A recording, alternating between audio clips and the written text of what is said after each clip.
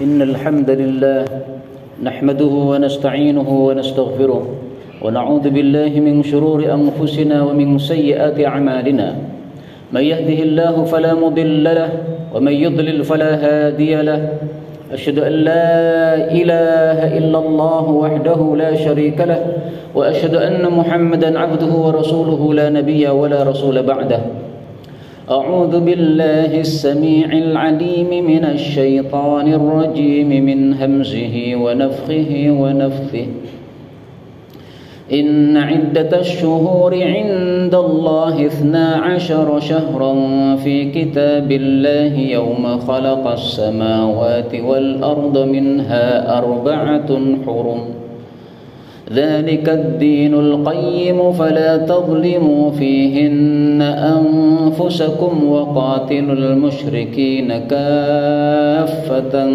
كما يقاتلونكم كافة واعلموا أن الله مع المتقين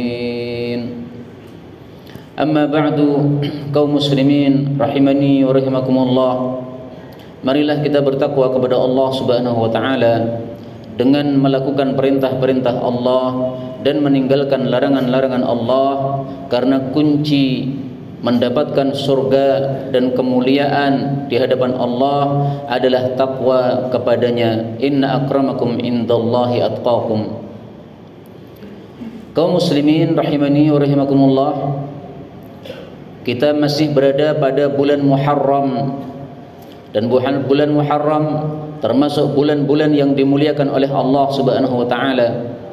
Allah mengatakan pada surah At-Taubah pada ayat yang tadi saya bacakan, inna iddatash syuhuri, sesungguhnya jumlahnya bulan, indallahi, di hadapan Allah, adalah 12 syahran, 12 bulan. Yauma khalaqas samawati wal ard, sejak diciptakannya langit bumi oleh Allah Subhanahu wa taala.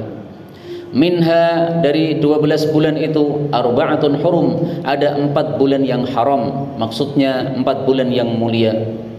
4 bulan yang mulia yang dimaksudkan adalah 3 sardun, 3 bulan yang berturut-turut, bulan Dzulqa'dah, lalu Dzulhijjah, lalu Muharram, bulan 11, 12 dan bulan 1. Wa wahidun sardun, dan 1 lagi bulan yang bersendiri, yaitu bulan Rajab, sehingga disebut Rajab Fard, Rajab yang bersendiri. Demikian juga disebut Rajab Mudhar, Rajab yang dimuliakan oleh kabilah Mudhar, karena mereka kabilah yang satu-satunya tidak pernah mau perang pada bulan Rajab untuk menghormati bulan Rajab. Kemudian Allah Subhanahu wa taala mengatakan fala tadlimu fihinna anfusakum, maka janganlah kalian mendolimi di dalam bulan-bulan haram ini diri-diri kalian sendiri. Mendolimi diri maksudnya melakukan perbuatan maksiat. Kenapa perbuatan maksiat disebut mendolimi diri? Karena dengan berbuat maksiat hati kita menjadi kotor, ada 1 titik hitam pada hati kita. Maka berbuat maksiat sama dengan mendolimi diri sendiri, karena sama dengan mengotori hati kita sendiri. Berbuat maksiat sama dengan mendolimi diri sendiri, karena sama dengan kita memasukkan diri kita dalam neraka nanti di akhirat. Na'udzubillahi min syarri dzalik. Karena itu Allah berpesan, jangan berbuat zalim pada bulan-bulan haram ini. Dengan kata lain, perbuatan dosa pada bulan haram ini lebih dilarang daripada di bulan-bulan yang biasa. Perbuatan maksiat adalah haram, apalagi pada waktu-waktu yang mulia. Sebagian ulama mengatakan bahwasanya perbuatan-perbuatan dosa kalau dilakukan pada waktu-waktu yang mulia, maka dosanya juga dibesarkan, dilipatkan oleh Allah Subhanahu wa taala. Sebagaimana perbuatan dosa yang dilakukan pada tempat-tempat yang mulia tentu saja tidak sama dengan dosa yang dilakukan di tempat yang biasa. Zina dosa besar, bagaimana kalau zina dilakukan di masjid? Maling dosa besar, bagaimana kalau dilakukan di masjid? Mencuri dosa besar, bagaimana kalau dilakukan di bulan Muharram? Lebih besar lagi dosanya. Karena itu larangan berbuat maksiat di bulan haram ini bukan berarti boleh berbuat maksiat di bulan yang lain, tetapi maksudnya jangan betul-betul melakukan perbuatan maksiat sekecil apapun pada bulan Muharram ini, karena nilainya besar di hadapan Allah Subhanahu wa taala.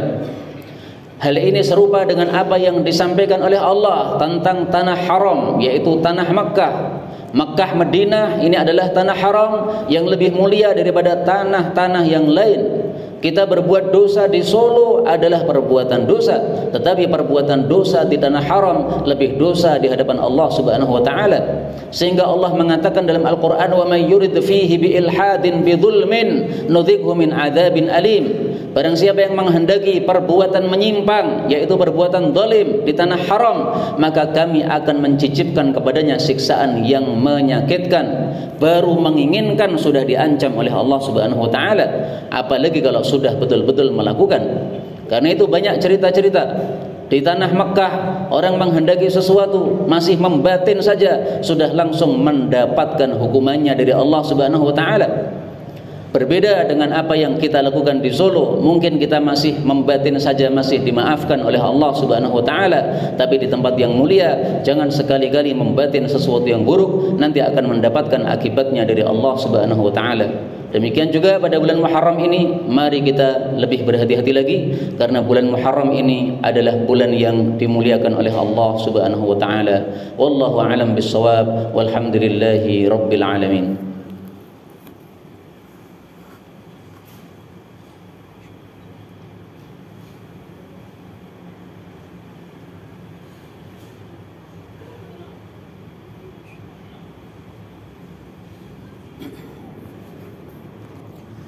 Alhamdulillahi wa kafa, wassalatu wassalamu ala nabiyil mustafa al-mujtaba, asyhadu an la ilaha illallah wa anna muhammadan abduhu wa rasuluh.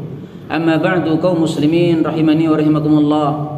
Bulan Muharram termasuk 4 bulan yang haram yang dimuliakan oleh Allah.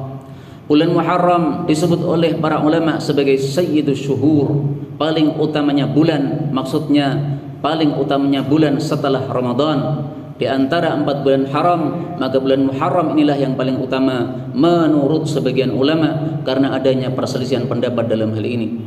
Rasulullah sallallahu alaihi wasallam bersabda, "Afdhalus siyami ba'da Ramadana syahrullahil Muharram." Paling utamanya puasa sunnah setelah puasa Ramadan adalah puasa di bulan Muharram. Karena itu puasa di bulan Muharram ini sangat-sangat ditekankan, meskipun tetap tidak wajib, karena yang wajib hanya puasa Ramadan.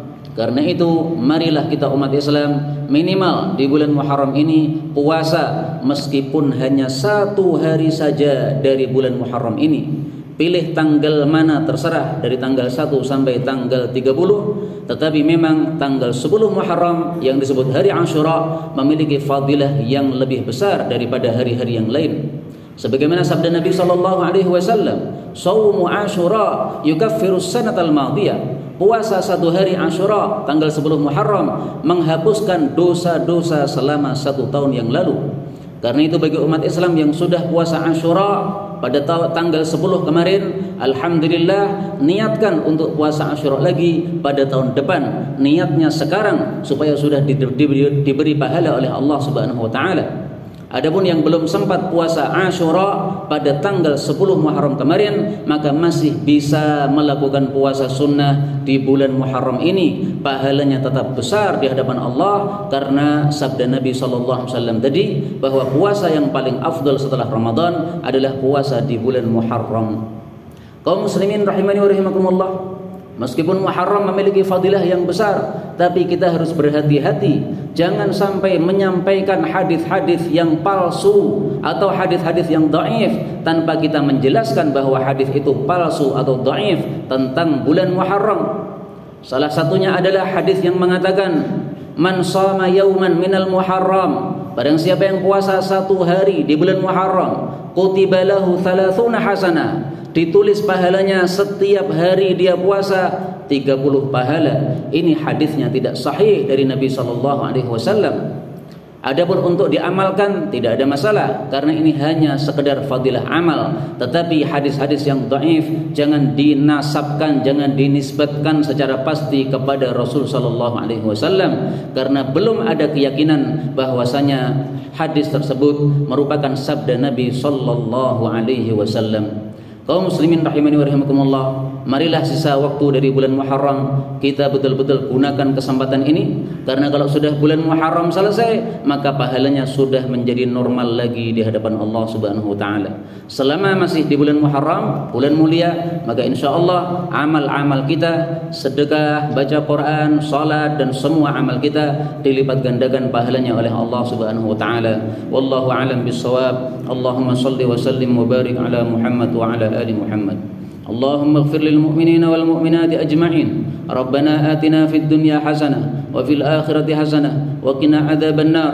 Allahumma ansuril mujahidin warhamil mustad'afin wa dammir a'da'ad din watmis ala amwalihim. Rabbana hab lana min azwajina wa dhurriyyatina qurrata a'yun waj'alna lil muttaqina imama. Allahumma ihdina wahdi bina waj'alna sababan liman ihtada. Wa sallallahu wa sallama wa baraka ala nabiy Muhammad walhamdulillahi rabbil alamin.